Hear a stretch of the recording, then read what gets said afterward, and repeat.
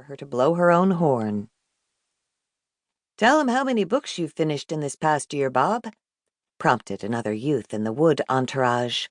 7,000, Darling reportedly replied, although he'd later protest that he'd been misquoted and that a more accurate figure was several thousand, prompting sharp inhalations of breath and much scribbling in reporters' notebooks.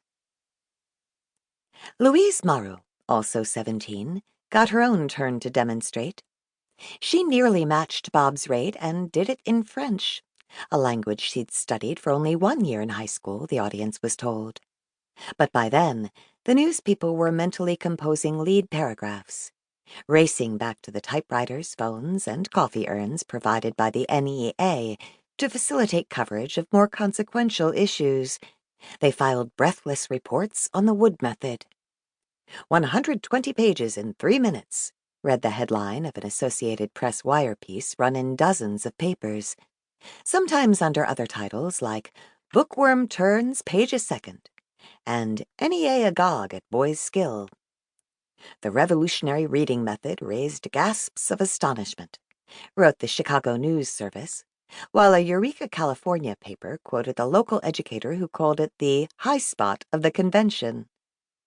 And yet the dynamic reading method offered little more than what had been taught in reading development courses around the country, wrote George Gerbner, the dean of the University of Pennsylvania's Annenberg School for Communication, and the author of a 1967 study of the event.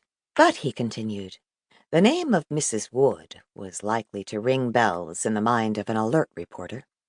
Her first publicity coup, Gerbner wrote, was to inspire 4 U.S. senators to demonstrate and endorse her methods on national television. Placing young Bob Darling on display was, he said, her second masterstroke. In fact, these were only a few of her genius moves. If Bob Darling was the reading wizard, as the U of Penn paper dubbed him, Evelyn was the half-hidden woman behind the curtain, pulling the strings but not demanding we pay no attention to her.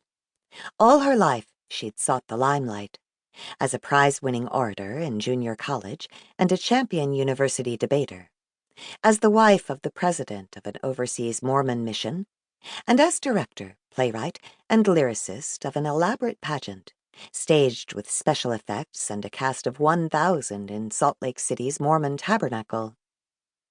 Slim, earnest Evelyn, as Time magazine described her, had an enviably spare silhouette at age 52, probably owed to a hyperthyroid condition for which she'd eventually have surgery.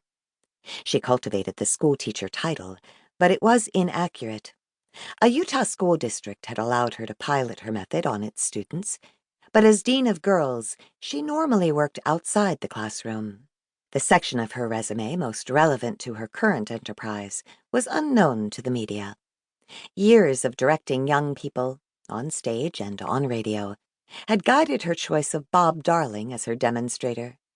He not only had excelled in his class at his hometown's Evelyn Wood Reading Dynamics Institute, one of 22 in the country, but also was an accomplished student pianist who'd soloed with the Wilmington Symphony Orchestra. He could read books, and he could read audiences. Most importantly, he was unshakably loyal to Evelyn, who had been his teacher but was now his employer, paying for his appearances according to terms negotiated by his father, an executive at DuPont, Wilmington's dominant employer, and his mother, a member of the symphony's auxiliary. Interviewed recently, Bob said he regarded Evelyn as a second mother, albeit one who did not drop her guard. Everything she said was in complete sentences, with a capital at the beginning and a period at the end, he recalled. She got along well with his mother and sister, shopping with them at upscale consignment shops run by club women. Soft-spoken and customarily attired in sweater sets, she struck Bob as a Mount Holyoke or Wellesley lady, like his mother's friends.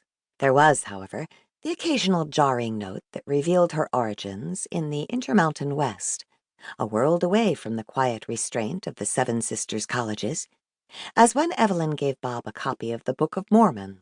Despite his prodigious reading speed, he never bothered to read it through. Otherwise, Evelyn kept her piety under wraps. She never discussed religion with Bob.